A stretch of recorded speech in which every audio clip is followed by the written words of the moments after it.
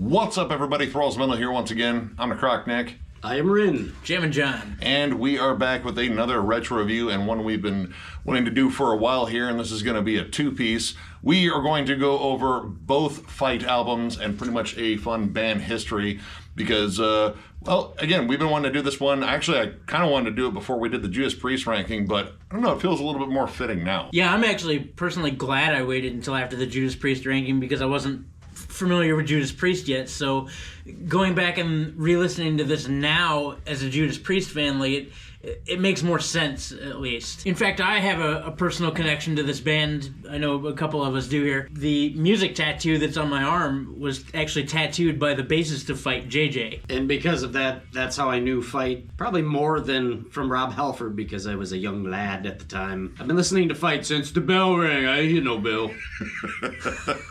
Yeah, but Fight. I like Fight. I like Fight. I listen to Fight. You fight, I fight. You fight. Me personally, I kind of got into this band in high school. It was, a band that was introduced to me, but at that time I was like already full bore into thrash metal, a lot of Megadeth, Slayer, Sepultura, a lot of the just like 90s essential heavy stuff. But I recently actually got both of their albums not too long ago, and the first one I was really excited to get just because I'd heard tracks off it. It's like, yeah, dude, this had singles, there were music videos, and yeah, it's got Rob Halford.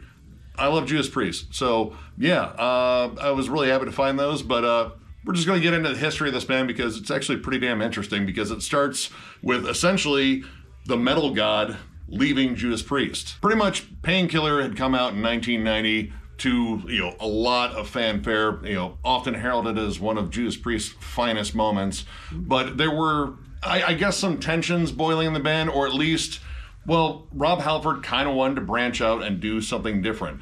He'd been in this band forever, and stylistically, granted, Painkiller had a little bit of a change to it, but he wanted to do something that thematically was a lot different too. So during this time, he was actually checking out other shows. He saw Pantera live in 1991 and became really inspired by that. I believe he was also checking out, crossover and hardcore bands like Cro-Mags, and that was more of the direction that he wanted to go, but also, of course, implement what he does in that sound. So during this time, he was actually, writing some material of his own, and he was trying to figure out a way to approach the whole I need a break from Judas Priest thing. Now, he talked to one of the studio execs, which, of course, it's a studio exec. They're totally loaded with great advice all the time that is not detrimental to your band at all. No, we've never seen that in a band, ever. No. You guys want to make money, don't you? Yeah. So this studio exec told Rob that he would have to essentially resign his position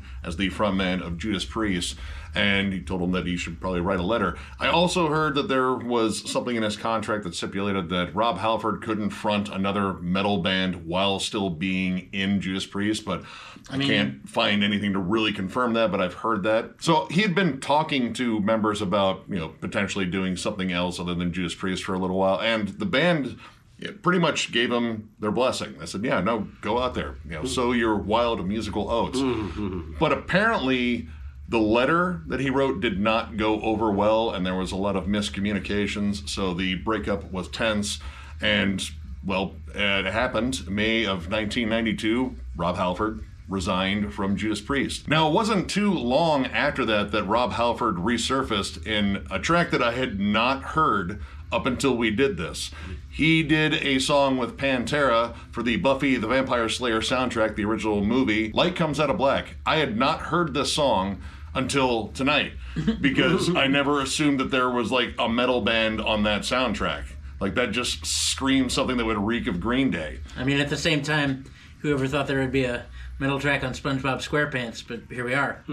That is true. Pantera did what they wanted. And I think this was kind of the catalyst for him to like really get this whole project going. So while he was demoing music, he met a tattoo artist by the name of J.J. Brown, and he happened to be in a hardcore slash heavy metal band called Cyanide at the time, based out of Phoenix, Arizona.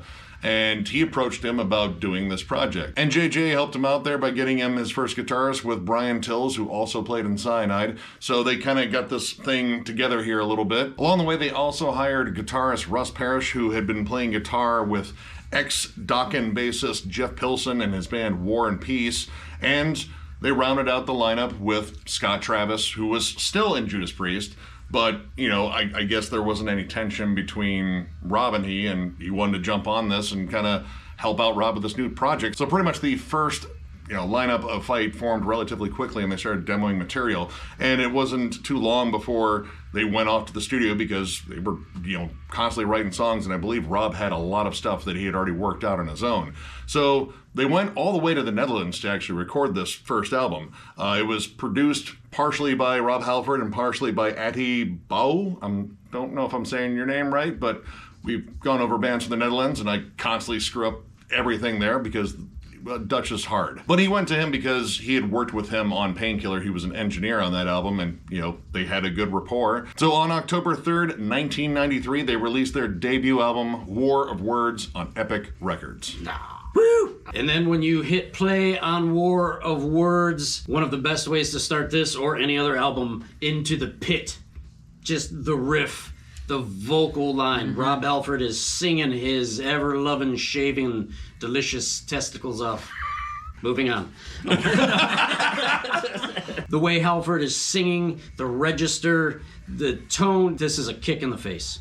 And it's the best way to start this album. Yeah, big thrashy anthem. What better way to start a record than with a banger right out of the gate? It immediately makes a statement, and while there are still some trademarks of Judas Priest there, because inevitably you're going to make some comparisons. Rob's voice is iconic. Yeah.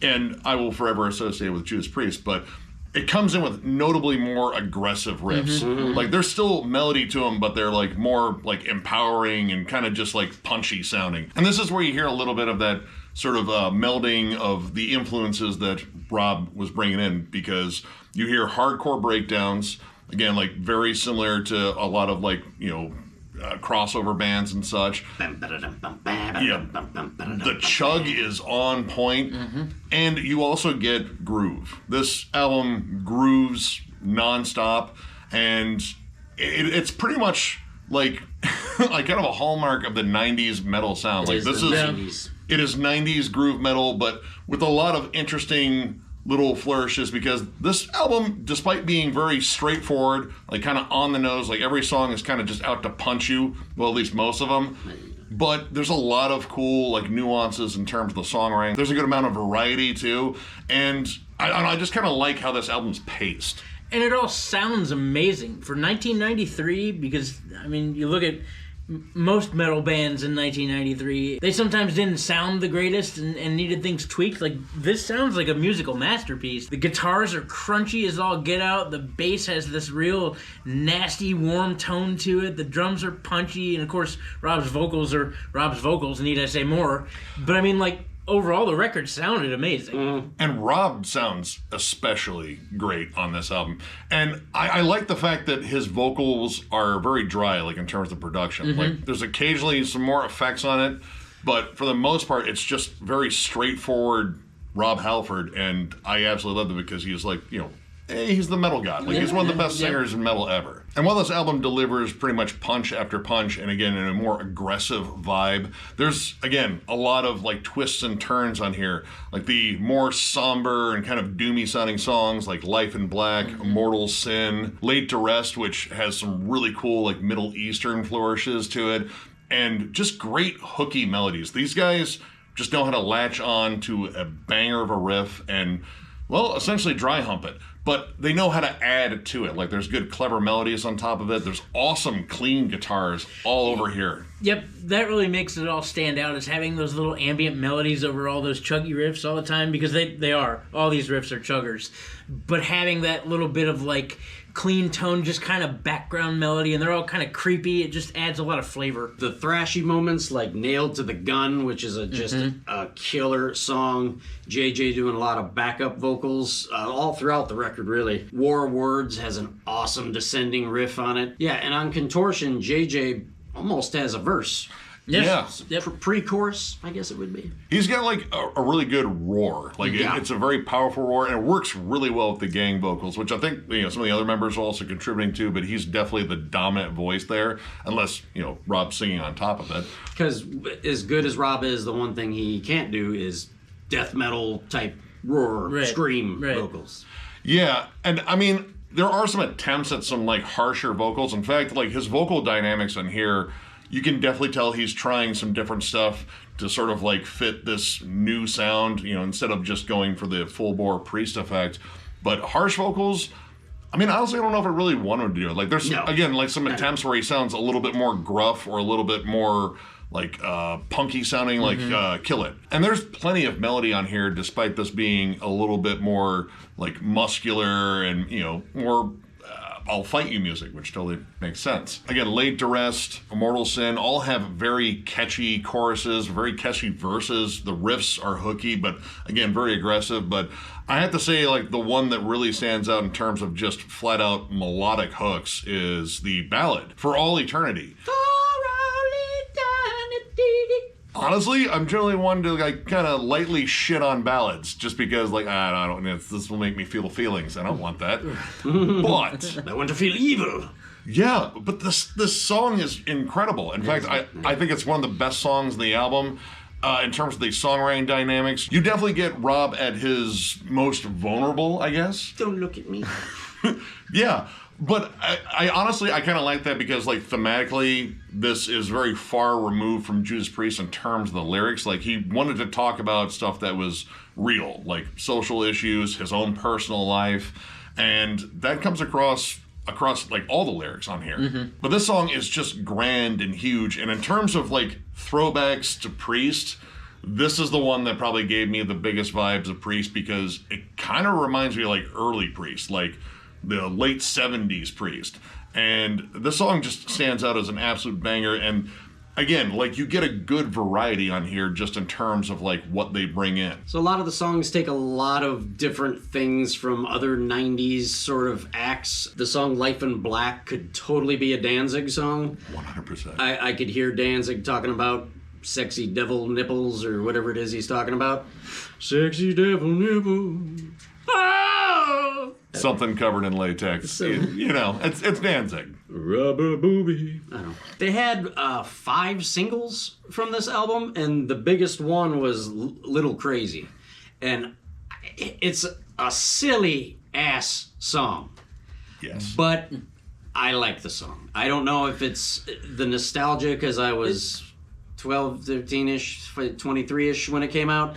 And I don't know. It's a silly-ass song, and I don't understand why the song, to this day, isn't played on terrestrial classic rock radio alongside of You Got Another Thing Coming. Yeah, I mean, I've heard that song so many times. It's strange that I've never heard it on the radio. Yeah. Like, granted, I don't listen to the radio anymore. Well, But, yeah. I think I heard it on the radio. I was never really a fan of this song. In fact, like, this is probably the one song that I do skip on here. But I do like the fact that, again, they branched out, they did something a little bit different. This song is kind of a blues rock song. It has like a big like Texas blues kind of sound to it. Like you get some cool acoustic guitars in there. You know, the riff itself has a fun swagger to it. And I mean, Rob's selling it. Like he's got like kind of a bluesy croon to his voice. But it's just sort of silly to me. Like it's an obvious single. Like, it's definitely the one where, like, all right, we're going to, you know, take the edge off a little bit here and just, you know, get kind of crazy, mildly crazy. Like, the song's not really that crazy. It's all right. It's a little crazy. And that really isn't my only issue with this album. Like, there's, you know, some mild issues I have. Like, all right, one, the fact that maybe most of the choruses are just essentially the song title being repeated. That is cool, like, if you break it up, if it's every now and then, but most of these songs are the continued refrain of the song title. Laid to Rest, Contortion, Kill It, Vicious. Yeah. Pick For All Eternity. 4 words. Yep, right. Pick a track. Yeah, that's all. Yeah. As much as Rob was experimenting vocally on this, breaking away from the 80s dragons jumping out of the PA leather britches deal, some of it worked, like Nailed to the Gun, and some of it was a little strange, like Reality, A New Beginning. I don't know if it's bad, it's just weird. Yeah. Like whiny-ish. I mean, you know, you want to try new things. Like, you know, if he's trying to distance himself from the norm, it's got to not be normal. Yeah. I mean, I could also see where this album is kind of caught in the middle. Like, you still want to appeal to your old fan base, but you also want to earn a new fan base, and that new fan base is wearing a lot of Pantera and Exhorder t-shirts. But your old fan base still got the, Judas Priest stuff. So yeah, there's some stuff where I feel like he's just kind of like stuck in between Reality and New Beginning. Vicious is one that I don't quite get what's going on. The verse is very weird. The chorus is cool because he's just saying the word of the song, the title. But yeah, the verse is.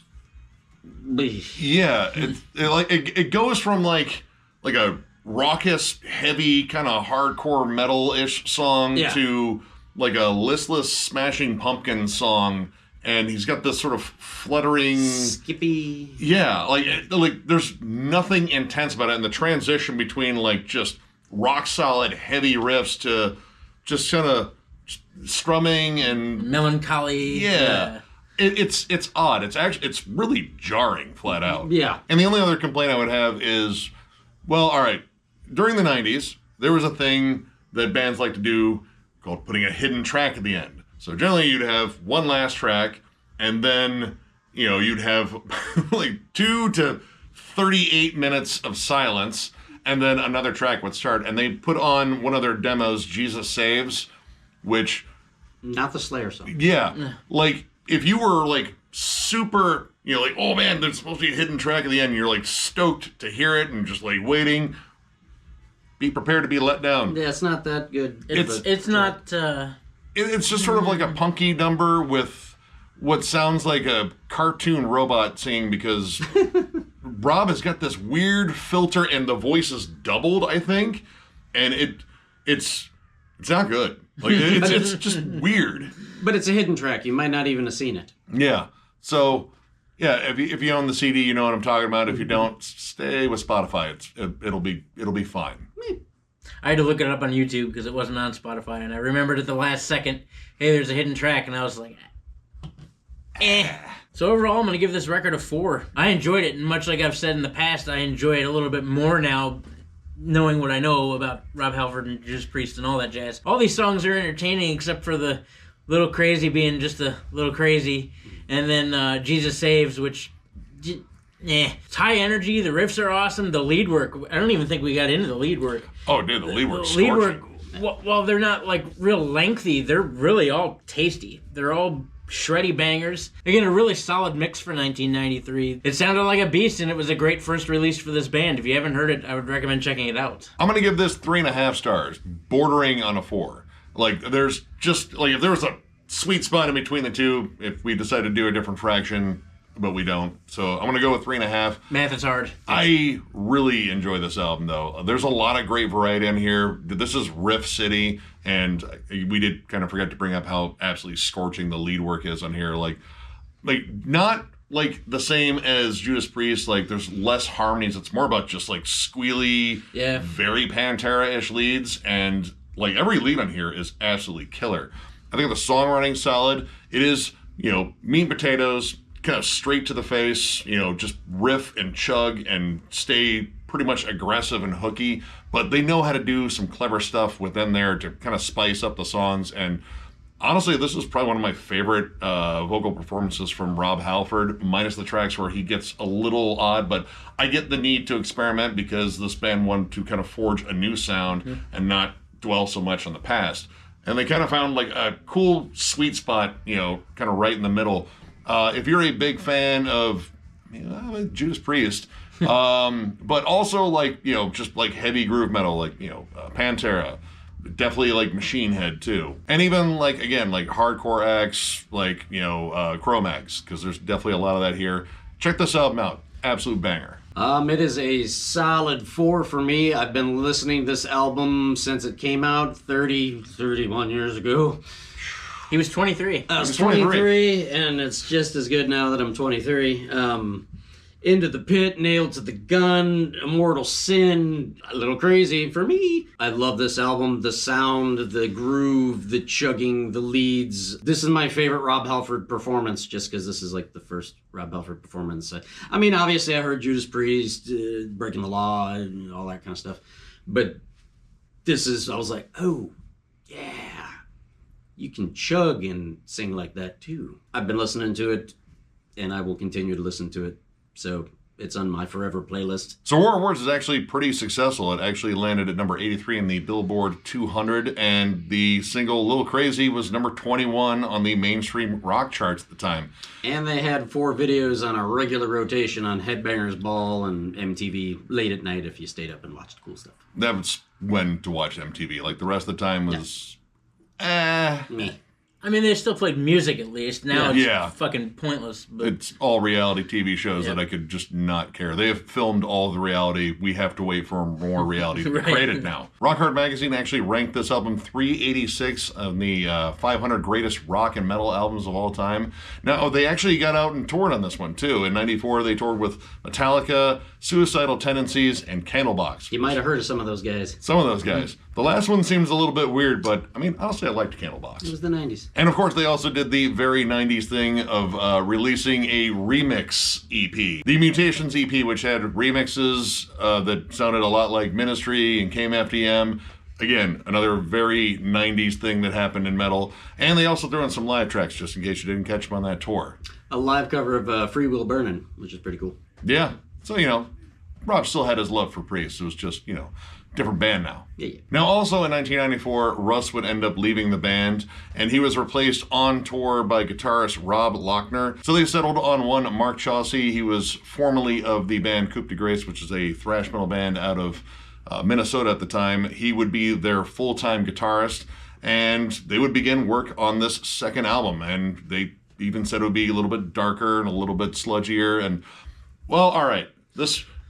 we're in this area of time where metal became like a less friendly thing. Like, unless you were Pantera or Metallica, you might have been struggling a little bit. Like, you know, Megadeth was doing all right, but yeah. White Zombie was doing all right. White Zombie was doing all right, but yeah, metal had to get creative or had to change and adapt.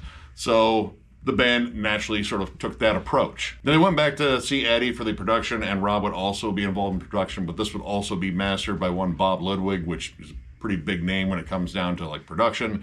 And on April 18th, 1995, they would release A Small Deadly Space. This marked quite a departure from the first album, where that one still, you know, embraced a lot of thrash, a lot of hardcore. This one really kind of settled into like the groove metal sound and really just kind of stripped everything back. Kind of a Seattle sound in there too. Yeah, very grunge, very Alice in Chains.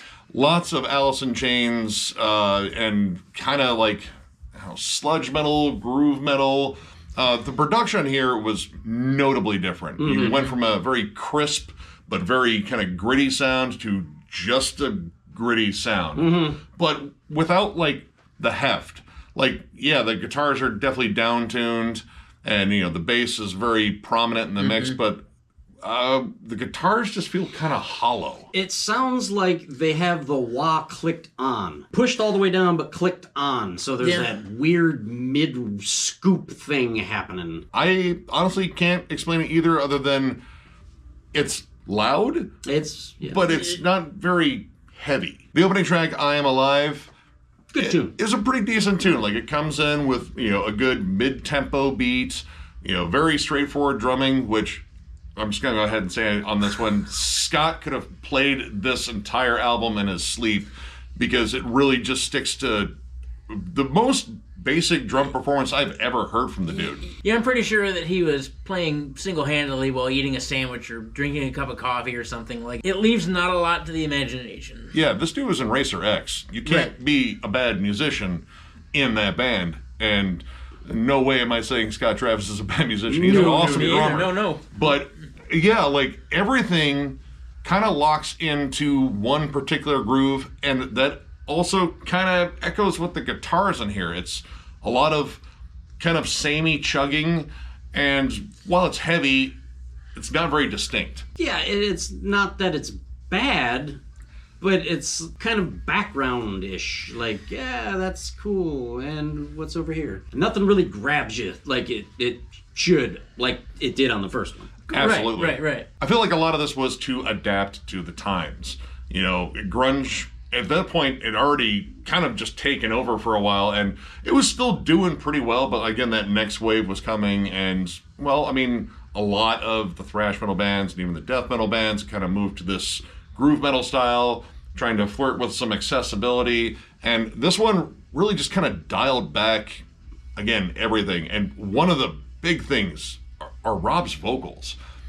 I love Rob Halford, but this is Rob trying not to sound like Rob for the most part on here. A lot of this is in his like more mid-register, and it's kind of flat for the most part. Like there's definitely some spots where he kind of changes around things a bit, but for the most part, I think he's kind of relying on effects to kind of make things sound like creepier or more atmospheric, like, you know, more static filters and like phasers and like different effects, but it doesn't have the impact. Yeah, outside of the song Human Crate, and I'll talk about that a little bit more here in a bit, outside of that song, there's nothing to really say it's even Rob Halford. I mean, it is, but I mean, like... He doesn't go for it. Right, yeah. It's so vastly different from anything you've ever heard him do. I mean, well, unless you heard an album that followed this that was under a different moniker, Well, then you kind of heard something similar, but a lot of this is just very basic. Like, Never Again. Never Again, yeah, it's heavy. It's got a more driving rhythm, but I swear that riff, which repeats throughout the entire song pretty much, is one of the most basic things I've heard. Like, that was like my first riff ever played. It's like the sound check riff. Like, those chugs coming through the palm mute sound clear? Okay, cool. Now let's play a real riff. Yeah. And, well, the real riff really doesn't show up on that. Like, you do get, like, a little bit of a southern rock tinge, like to a breakdown, but it's very brief, and then it is right back to cruise control on this main riff. the other thing about Never Again is the groove in it is very similar, at least in my opinion, to the song before it, Blow Out in the Radio Room. And it was so similar to the point where when I was listening to it, zoned out until I got to the lead. Yeah. And that is another big thing that is missing on most of this is, you know, while we didn't go into it as much, the lead work on War of Words is fantastic. Yes. Like, every lead on there I think is awesome. Brian and Russ were just trading off awesome leads, and they both had distinctly different styles. Here, I think it's just Brian, and mostly it's supplying like a lead melody on top. Like, you get a little bit of a lead on Mouthpiece. You know, the song's a little bit more aggressive, but like the lead's, you know, good. Like, it's a lot of just like, you know, wah pedal stuff, and it's very short, and it's kind of back to the riff. In fact, the lead melody in Blow Out in the Radio Room is louder than the riff. I don't know if you noticed that. I honestly tried not to notice that entire song. Like, I'm not a big fan of that one. Like, all right, again, we're kind of experimenting again. And there was some experimentation on War of Words, but Blow It in the Radio Room feels like an attempt at like a stoner rock song. And that's why I like it. This was, as far as I know, this was the only video, and it was the main single for the album. The video is really weird and deserty, but that's what it is. It's like a 40-year-old British guy writing a desert rock song. And I don't know. Again, it could be because I was 23 at the time, much like I am now, when it came out, and I just dug it. I don't know. It's a silly song. The lyrics are really silly. Yeah. Mm-hmm. When the sound gets in my head goes boom. Yeah. I mean, if you wanted to write a stoner rock song and talk about tripping out to the music, man. Oh, yeah. That's kind of the song, but again, like, it's, you know, it kind of comes at a point where, like, this album really hasn't established itself with, like, a really big, heavy song, and nothing that kind of echoes what was on the first one. Mm-hmm. Honestly, it isn't until you get down to songs like Retina Green, Beneath the Violence, and Human Crate where the album starts picking up a little bit. Like, because there's this whole midpoint of the album where it just feels like it's just stuck in cruise control, and it's going like 5 miles on the speed limit in the passing lane. Mm-hmm. That's a no-no. Yeah. I don't care what country you're from. Someone's doing that, you let them know. Like, throw a brick at their window. Maybe not a brick. Somebody did it to me yesterday, and It's not cool. I didn't have kind words. It's selfish. I went a little crazy. It's all right. And that gets us back to songs like Human Crate, which is notably more dynamic. It's certainly heavy. That big old chuggy stomp riff that's in there is just nasty. At this point in the game, to me, it's when it starts to sound more like Fight and less like whatever the hell was happening in the beginning of the album. Just kind of hanging out, making some songs. Yeah. Like, that's kind of it. Like, whereas the first album feels like, all right, we're going to fine-tune these songs, make sure, like, you know, all the parts really stand out and kind of just put a lot into them. This one, I feel like they probably could have wrote this in, like, a weekend. It's just kind of there.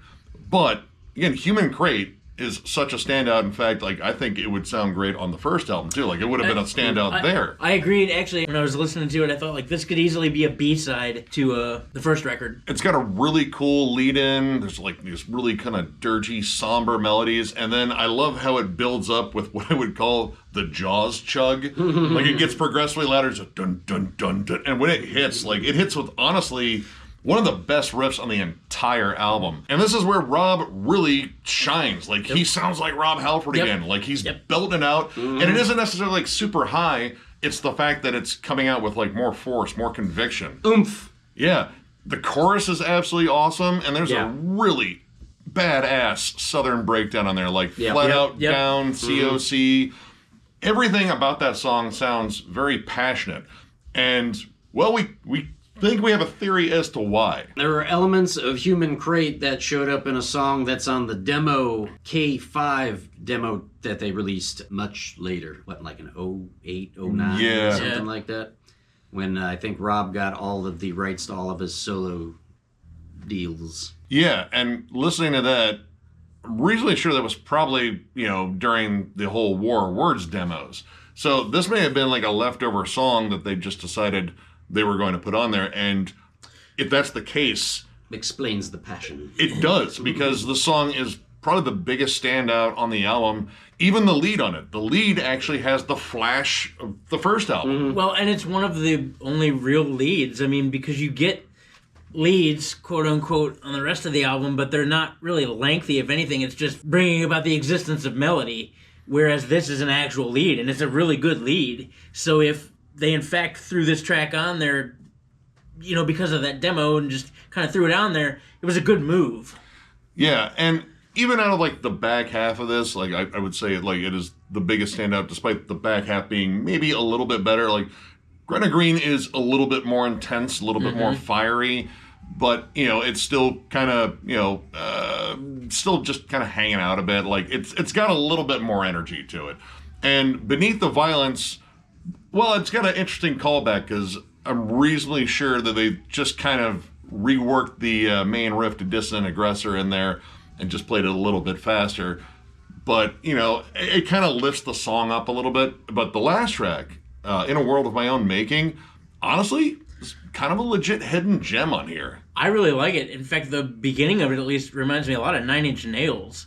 It's somber. It's a lot darker. Like, the whole song overall is a lot darker, but it's very unique. It's mostly piano driven, almost a Phantom of the Opera kind of vibe. Actually, yeah. No, I'm and I'm not mad at that. No, actually it works. And, you know, through these fight songs, especially the ballads, like, somber, reflective Rob is pretty solid. Yep.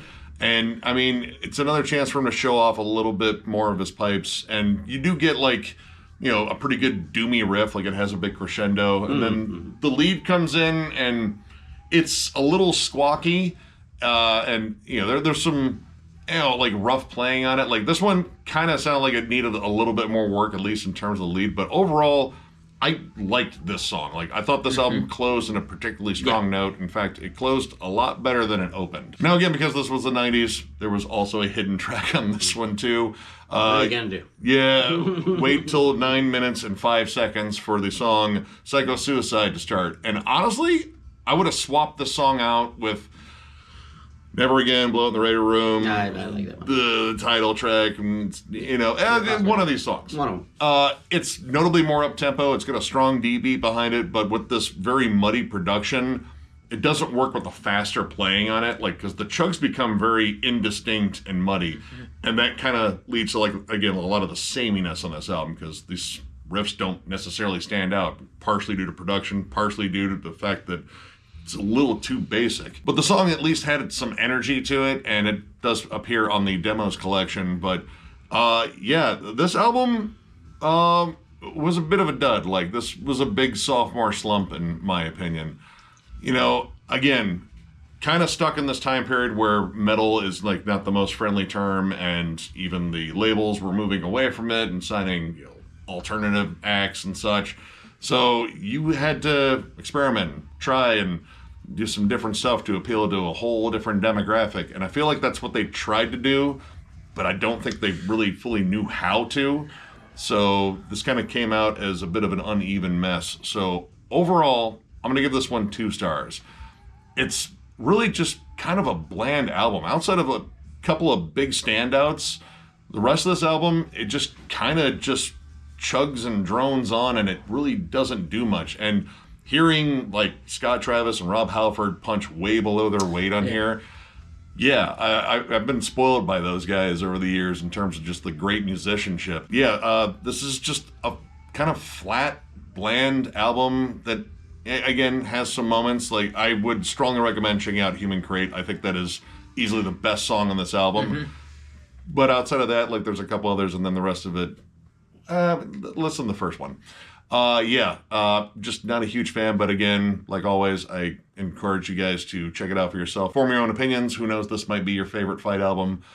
It probably won't be, but check it out either way. I'm gonna go 2.5, probably mostly for the nostalgia. I do love I Am Alive, Human Crate. I like Blow Out in the Radio Room. I'm a silly boy. Yeah, it just could have used more time, I think. Time, editing, rethinking, maybe less vocal experimentation, perhaps. I don't know. Stick with, you know what I'm saying? Be the metal god. Yeah, be the metal god. Be the metal god. Be the metal god. Yes, listen to it, jam it, watch the video. 90's. 90's all the way. Not quite big pants yet, though. Flannelly. Those will come in about like 2 years after this album. Yeah. It's a 2.5 for me as well. I think it's a lot of what Nick said about people not playing up to their potential. Like, you know, you see in the previous album, when these guys fired on all cylinders, it really worked. And like, you get into this record and it's just kind of there. For me, honestly, the first 6 songs, I'm just like, meh. You know, there are some cool parts. I mean, I do like the fact that it's a little bit heavier, but it's a basic heavy. It's a really basic, like, meat and taters heavy. There's not a whole lot going on riff-wise. The absence of leads is something. Rob, it sounds like either A, he's not trying, or B, as if he's not really comfortable with this material, so he's just like, all right, well, I'm going to give it a mid-range and be done with it. There are a couple of good songs, dude. Gretna Green, of course, Human Crate. Actually, like, the last 4 songs I really like, but that's not enough to make a real banger album, in my opinion. Like, Killer EP? Right. Pretty solid EP. It's less decent than good decent. Yeah. You know, like it's just like, meh. It's there. As always, much like we all tell you guys all the time, much like Nick said, you know, listen to it for yourselves. You don't have to listen to us. We listen to a lot of fucking music. So, you know, it could be for you. You might enjoy it. You might not. I didn't really enjoy it, but here we are. This is definitely one of the albums of all time. It is an album with songs on it. That is also correct. So, what happened? Well, they plan on going out on tour after this. I mean, it was even mentioned in the liner notes, but I don't know if they got around to that point. I didn't really look it up to see if they actually did a tour on this album, but really didn't matter because, well, it didn't sell very well, and they're on Epic Records, and, well, major labels want you to sell, and if you don't make certain marks, generally they cut you loose, and that is exactly what happened. You don't have to go home, but you can't stay here. Again, changing musical landscape and a lot of other factors on there, but this ended up with the breakup of the band itself. Rob would end up doing another project after this, 2. They put out one album called Voyeurs. Retro review, anyone? Maybe, probably not. That one's kind of, looked on not as favorably. He went with more of an industrial goth rock vibe, and actually around the time of that release is where he came out. And I mean, if you were like us, we're like, Yeah. Right? It doesn't change anything. You're still a metal god, except for this whole 2 thing. I'm not really on board with not that. really liking the 2 thing. Even with John 5 in that album, like, no. 90s were a strange time. They were. They were indeed. But after that, he ended up doing his self-titled career, which actually was pretty solid. And he even recruited JJ and Brian to be his live band for a while. And of course, in 2005, Rob Halford rejoined Judas Priest. And yeah, we're stoked for the new album that's coming out relatively soon. So yeah, things kind of set themselves right after a while. He made up with the band, and they're all pretty good for the most part. But the rest of the band, well, Russ, you all know him as Satchel now. He is Satchel in Steel Panther, and yeah, he plays songs about drilling your sister in a dumpster or a bathroom someplace. Steel Panther's kind of fun. Yeah. That dude is an absolutely amazing guitarist. But He shreds. Yeah, that is what he does now, and he does it well. Yep. Now, Mark would actually join Marilyn Manson for a little bit, and like a very little bit. Like, I think he was only in the band as a live guitarist for a year, and then, well, he was working with Marilyn Manson, so it's probably for the best it didn't last. Yeah. And then JJ, locally here with some other buddies of ours, plays in 2 cover bands. One would be Imposters in Effect, which is a Beastie Boys cover band. Actually, the drummer Dustin used to be in Walls of Jericho. And then he's also in a Down cover band with some of those same guys called Upside Down. So he is still actively playing. Not with Rob Halford, but he is still actively playing. And also a fantastic tattoo artist. And Yeah. also a fantastic, one of the best black and white gray wash artists, I think, out there.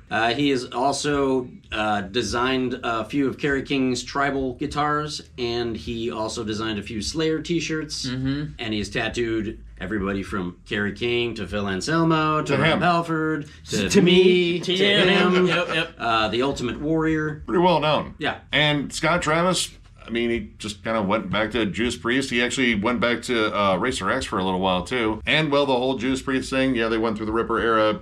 Mixed bag there. Back to Rob Halford. Things are right with the universe. And, yeah, that's kind of where the story ends.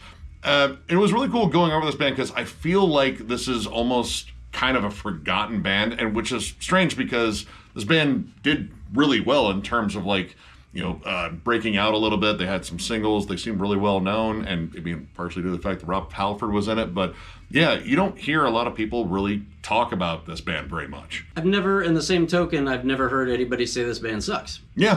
Correct. Yeah. It's either I don't know who they are, or I dig them. Yeah. Maybe the first album. Yeah. And I believe Rob has actually said he'd be open to do this band again sometime in the future, which, I mean, he's 74 now, so I mean, The future's not as long away. yeah, get to it, because I would love to hear something in the vein of the first album again, because this was a really fun listen. Well, I know JJ for a while was posting pictures or like live video or some crap on Facebook and Instagram for a while, and I know he made mention at one point of what would you all think of a fight reunion, but I don't remember it going anywhere, so I don't know. JJ does run the official Fight Facebook, so give it a like if you Facebook. Yeah, who knows? Right, It might happen. It might not. Either way, you can still enjoy both of these albums. And that pretty much wraps up things here. So if you enjoyed this review, give it a thumbs up. And if you are new to the channel, subscribe, because we do stuff like this all the time. We are also on Patreon. If you'd like to help us out there, there's a link down below to thrallsmetal.com. Our Patreon link is there. It is also on the channel. But thrallsmetal.com is where you go to get Thralls Metal stuff like t-shirts. We have new ones. We have old ones that are discounted. We even have hats now. So if you're looking for any of that stuff, click the link down below. Tons of stuff going on at Thralls of Metal, as always, because what else are we going to do? We got these retro reviews. We've got, of course, our album reviews. We have Nick's States of Metal thing. We have What's John Jammin making a return. We have discography rankings. The Black Dahlia Murders coming up here soon, and then Meshuggah's after that. Tons of stuff going on at Thralls of Metal, but we couldn't do it without you guys. Thank you all for continuing to show up and let us into your living room or your office or kitchen, wherever you decide to watch Thralls of Metal. We appreciate the fact that you even let us in the house to begin with. I wouldn't. I wouldn't. I'm barely housebroken. We always say that you probably can do better, but we're glad that you don't. So, yeah, thank you very much, Nick. Thank the crowd. Yeah, you guys absolutely rule. It's been a lot of fun doing these, and we might have a couple more retro reviews in us, but releases will eventually pick up, and that'll probably dominate a lot of what we put out. But either way, this is always a lot of fun, and you guys make it even more fun doing this because you guys are just absolutely awesome. So one more big thank you, and we will catch you later.